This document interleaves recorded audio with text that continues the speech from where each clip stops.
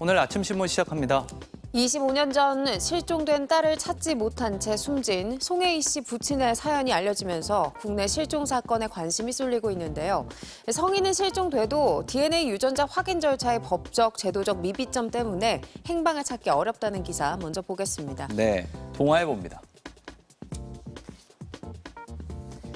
우리나라에서 실종된 뒤 현재까지 생사가 파악되지 않은 성인은 6,800명이 넘는 것으로 나타났는데요. DNA 확보 및 비교가 가능한 미성년자와 지체장애인, 치매 환자와 달리 성인 실종자의 경우 가족과의 DNA 확인 및 비교가 사실상 불가능하다고 합니다. 현행법상 경찰이 성인 실종자의 DNA를 수집할 수 있는 근거가 없기 때문인데요.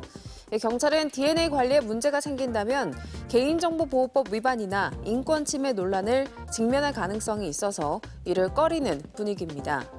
반면 미국, 독일, 영국 등 선진국에서는 실종자 수사에 DNA 정보를 이용하고 있는데요.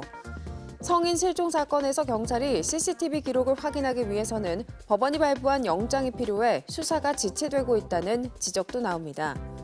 전문가들은 성인 실종자를 가출인으로 여기는 관행에서 벗어나 적극적으로 실종자 수색에 전념하는 것이 필요하다고 지적했습니다.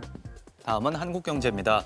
올해 국내 김 생산량이 전년 대비 6% 증가했지만 유통 가격은 60% 가까이 올랐는데요. 재고가 지난해보다 26.7% 줄었기 때문인데 원인을 알 수 없다는 기사입니다. 우선 올해 일본으로의 김 수출이 크게 증가했다는 게 이유로 꼽히지만 해양수산부는 일본 수출 물량은 연간 생산량의 15분의 1 수준에 그친다며 가능성을 낮게 보고 있습니다. 식품업계에선 K푸드가 전 세계로 확산하면서 냉동 김밥 수출이 늘어나는 게 요인이라고 분석했고요. 일부 유통업자가 정식 수입 쿼터를 받지 않고 김을 수출한다는 의혹도 제기됩니다. 일본 정부가 2015년부터 2025년까지 한국산 김 수입 쿼터를 단계적으로 늘리기로 합의했기 때문에 김 수출은 계속 증가할 전망이라고 신문을 전했습니다. 이어서 경향신문입니다. 경찰이 수갑을 채우거나 테이저건을 쓰는 등 물리력을 사용한 빈도가 윤석열 정부 출범 이후 월 평균 2배 가까이 증가했다는 기사입니다. 서울경찰청, 특히 대통령실 소재를 관할하는 용산서가 2022년 4월 기준 12건에서 지난 6월 기준 64건으로 증가폭이 가장 컸는데요. 문제는 강력 폭력 범죄 발생 건수나 112 신고 등이 이전 대비 큰 차이가 없거나 오히려 소폭 줄었는데도 물리력 사용만 급속히 증가하고 있다는 겁니다. 집회 시위에 대한 강경 대응도 늘어났는데요. 경찰의 물리력 사용 강화와 현장 엄정 대응을 주문해온 윤석열 정부의 정책 기조가 영향을 준 것으로 풀이됩니다. 경찰청 관계자는 현장 도주 사건이나 이상 동기 범죄가 많이 늘어 현장에서 수갑 사용을 적극적으로 하는 분위기가 있다고 설명했습니다. 다음은 서울신문입니다.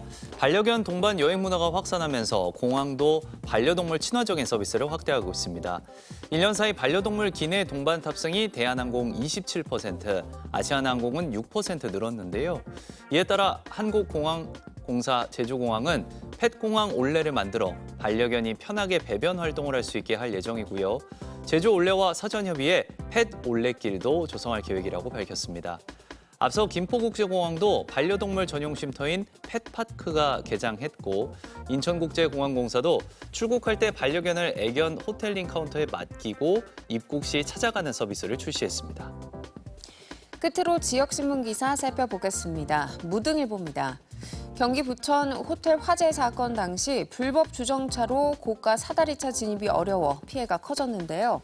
광주 지역도 숙박업소 주변에 불법 주정차가 난립해 있어 소방차 진입과 회차 공간 확보가 어려운 것으로 확인됐습니다. 2018년 소방기본법이 개정되면서 화재 진압 등을 위해 소방 활동에 방해되는 주정차 차량과 물건을 제거, 이동할 수 있게 됐는데요.